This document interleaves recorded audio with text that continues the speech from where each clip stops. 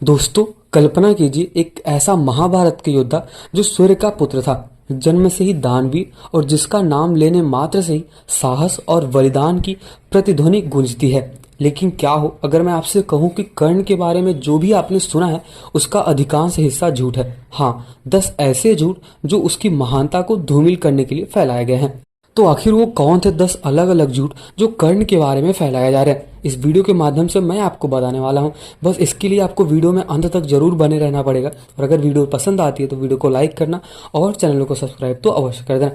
अब इनमें से जो सबसे पहला झूठ है वो सूर्यपुत्र कर्ण का जब जन्म हुआ था उसके रहस्य के बारे में है।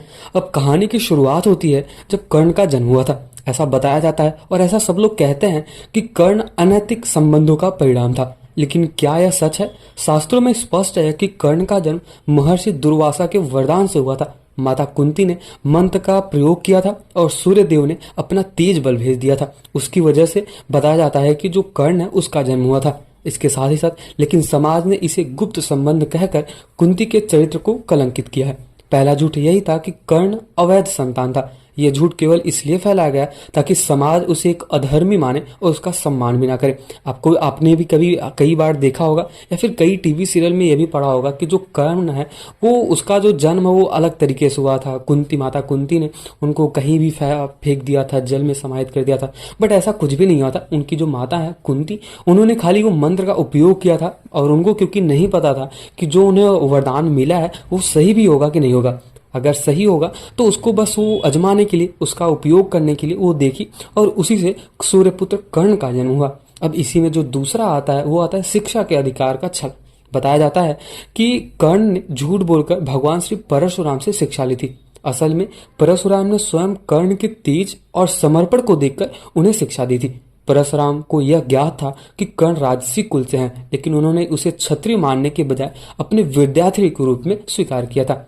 जब भगवान श्री परशुराम को कर्ण का सत्य ज्ञात हुआ तब भी उन्होंने उसे श्राप केवल इसलिए दिया था क्योंकि उसके नियत तोड़े गए थे और न कि इसलिए कि उन्होंने उनको धोखा दिया था। यह झूठ फैलाने का उद्देश्य था कि कर्ण को गुरु द्रोणाचार्य जैसे गुरु से अलग दिखाना जाए। आपने भी सुना होगा कि जो कर्ण थे वो गुरु द्रोणाचार्य के पास जाते हैं और उनसे बोलते हैं कि मुझे शिक्षा ग्रहण करनी है, लेकिन वहां पे गुरु द्रोणाचार्य मना कर देते हैं और सब लोग फिर ऐसा बोलते हैं कि जो कर्ण है वो परशुराम के पास जाते हैं और उनको झूठ बोलकर बोलते हैं कि मैं एक क्षत्रिय पुत्र हूं। तब ठीक इसी प्रकार सब लोग अलग अलग बातें फैलाते हैं। और अब इसी में जो तीसरा झूठ आता है वो है कर्ण और द्रौपदी के संबंध के बारे में। अब उसमें ऐसा कहा जाता है कि कर्ण ने द्रौपदी का अपमान किया था। यह झूठ महाभारत के कर्ण और द्रौपदी के संबंध को समझने के लिए फैलाया गया है। सच्चाई तो यह है कि द्रौपदी के स्वयंवर में जब दुर्योधन ने कर्ण का उपहास उड़ाया तब कर्ण ने द्रौपदी को लक्ष्य को बनाकर कठोर शब्द कहे। ऐसा कहा जाता है कि द्रौपदी ने कर्ण को स्वयंवर में भाग लेने से इनकार कर दिया था, लेकिन इसका अर्थ ये नहीं है कि कर्ण ने उसे अपमानित किया था, बल्कि यह दुर्योधन के अहंकार का परिणाम था जिसको अभी तक कर्ण भुगत रहा है और अभी भी लोग कर्ण को गलत ही मानते हैं। अब इसी में जो चौथा आता है वो कवच और कुंडल के बारे में आता है। कवच और कुंडल को लेकर कुछ इस प्रकार झूठ है कि कर्ण ने इन्हें डर के कारण इंद्रदेव को दे दिया था दान में, वो भी। जबकि सत्य तो यह है कि कर्ण का दानवीर स्वभाव ही उसे महान बनाती है। आपने भी पढ़ा होगा कि कर्ण एक ऐसा महान योद्धा था, जब भी कोई उसे कुछ भी मांगता था तो बिना सोचे समझे वो दान कर देता था, चाहे वो उसके पास कुंडल कवच हो या फिर कुछ भी हो।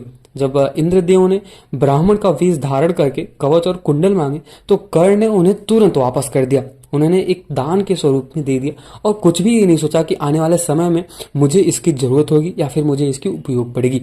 यह झूठ फैलाया गया है कि कर्ण ने यह दान युद्ध जीतने के लिए किया था, लेकिन असल में कर्ण जानता था कि उसका जीवन दांव पर लगेगा, फिर भी उसने अपना वचन निभाया। क्योंकि उसको कहा जाता है कि कर्ण जो है वो शुरुआत से मतलब जन्म से ही बहुत ही बड़ा दानवीर था। अब इसमें जो पांचवा झूठ आता है वो कुछ इस प्रकार है, अधर्म का समर्थन। पांचवा झूठ कुछ इस प्रकार है, जब कर्ण अधर्म का समर्थन करता था। कर्ण को हमेशा दुर्योधन का अनुयायी बताया जाता है, लेकिन क्या वो वास्तव में अधर्म के पक्ष में था? ये भी एक बड़ा क्वेश्चन है। कर्ण का दुर्योधन से संबंध दुर्योधन के द्वारा उसे सम्मान देने का परिणाम था। वह कृतज्ञता के लिए मित्र बना रहा, लेकिन युद्ध में उसने कई बार धर्म का पालन किया, जैसे भीष्म के साथ खड़ा होना और कौरवों की अनुमति नीतियों पर प्रश्न उठाना। आपने भी देखा ही होगा जब महाभारत का युद्ध हो रहा था तो वहां पे कर्ण ने कई ऐसे जगह पे बहुत ही अच्छे काम किए, सत्य के मार्ग पे भी चला है और धर्म के भी मार्ग पे। लेकिन आपने बहुत सारी जगहों पे ऐसा देखा होगा कि कर्ण हमेशा अधर्म के रास्ते पे चला होगा, जो कि गलत है। अब इसी में जो छठवां झूठ आता है वो अर्जुन से द्वेष। ऐसा बताया गया है कि अभी तक का महाभारत का सबसे बड़ा जो प्रतिद्वंदी था वो कर्ण और अर्जुन के बीच में ही था। अब ऐसा बताया जाता है कि कर्ण अर्जुन से केवल द्वेष ही रखता था, जबकि सच्चाई तो यह है कि कर्ण और अर्जुन के बीच प्रतिस्पर्धा थी, न कि व्यक्तिगत द्वेष। कर्ण अर्जुन को हमेशा श्रेष्ठ मानता था और उसे हराने के लिए अभ्यास करता था।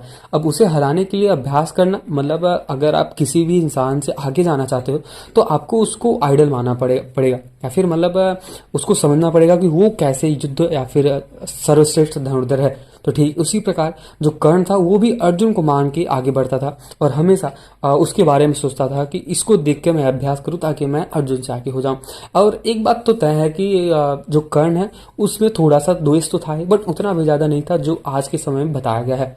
अब इसी में जो सातवां है, कर्ण की दानवीरता को झूठ सिद्ध करने का प्रयास।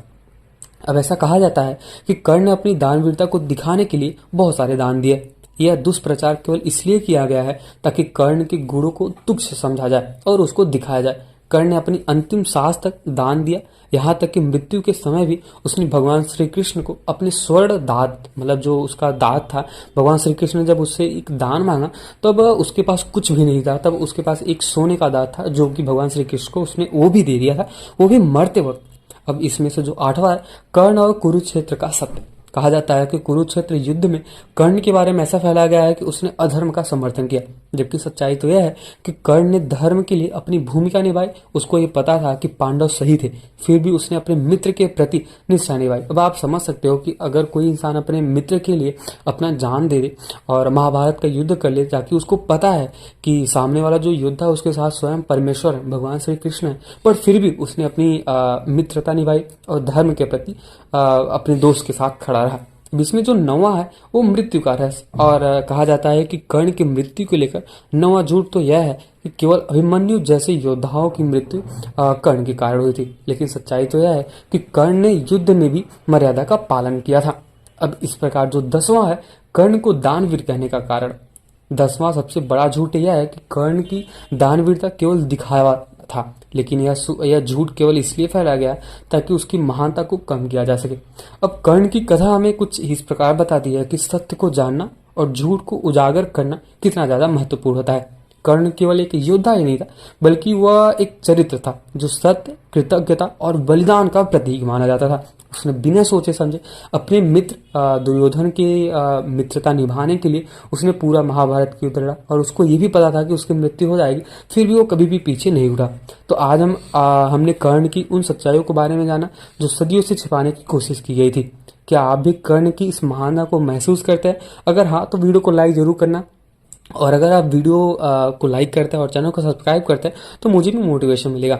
और अगर आपको कुछ सुझाव देना है, कुछ भी सलाह देना है, तो आप कमेंट सेक्शन में मुझे बता सकते हो, मैं उसको सुधारने की कोशिश करूंगा। और साथ ही साथ अपने दोस्तों को जरूर शेयर करें और जाते जाते एक बार कमेंट सेक्शन में जय श्री राम तो जरूर लिख के जाना।